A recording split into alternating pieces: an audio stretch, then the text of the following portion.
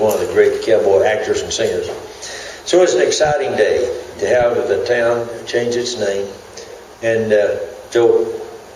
you got the date, didn't you? November 16th, 1941. 21 days later, Pearl Harbor. Mr. Autry went into the military. They wanted him to be an officer, and he said, no, I don't want to be an officer. I want to be an enlisted man. So they said, well, you'll be a master sergeant. And so he started flying missions. He was already a licensed pilot. Started flying missions in Burma and India and the Hump. Then they talked him into entertaining the troops and entertaining us back here selling war bonds. And so he was in the military until the end of the war.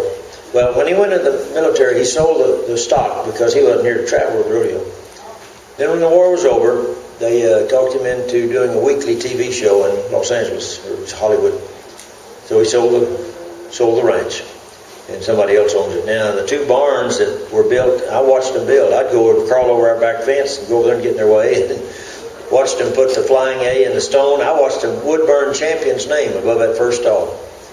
But I was just a little old kid over there running around and, excited and seeing what happened and meeting Gene when he would come to our house to visit with us. And then he'd come often. My mother was a postmaster, and he'd come by and visit with her at the post office and so forth.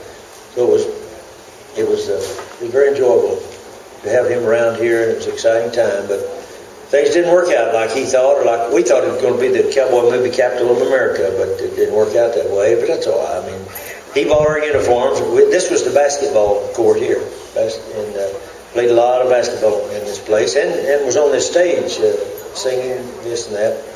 Mr. Autry bought the basketball uniforms for us for a long time. Had his name in script. His actual signature was across the front of every one of the basketball uniforms for the boys and the girls.